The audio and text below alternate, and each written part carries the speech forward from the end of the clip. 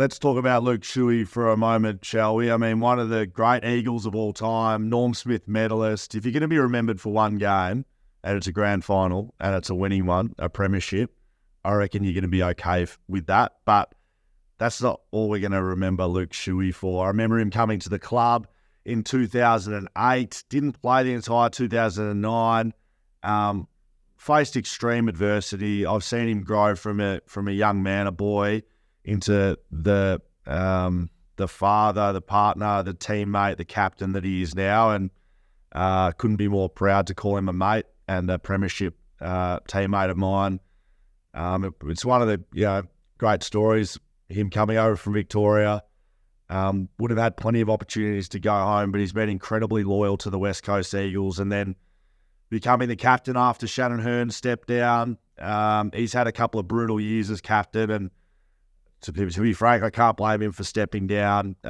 His body hasn't quite held up, but what he's been able to do on the footy field as a player, just the way his step and his power through the stoppage and his clearance ability in his prime, second to none, in my opinion, and bursting from the centre bounce, tap downs from Nick Natanui, delivering to Josh Kennedy, like that. They are things that I remember.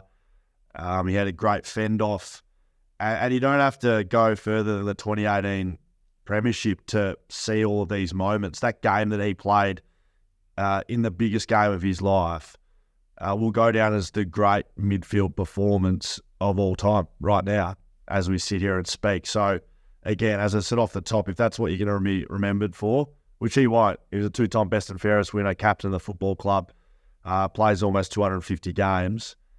But that goal he kicked out of the stoppage in the grand final, the ability to pretend like he was going for a shot from 65 metres out with about a minute to go in the grand final, probably ends up winning the game for us, sucking out 30 seconds on the clock, kicking long, and giving us the ability to set up behind the ball. Just a great teammate. I remember playing table tennis in our early days till midnight the day before a game. Probably wasn't too cohesive to a great performance, but we competed on and off the field a lot. He was living with Scott Selwood and Brad Ebert at the time. And yeah, his growth as a person has just been terrific. I'm waffling on a little bit. He's one of my favourite teammates I've ever played with. To lose Shannon Hearn, Luke Shuey in about the same week, it's big, huge losses for the West Coast Eagles, but he's got plenty to give the game after this. And one of my great teammates I've ever played with. So go well in retirement boots. Looking forward to having a beer with you, mate.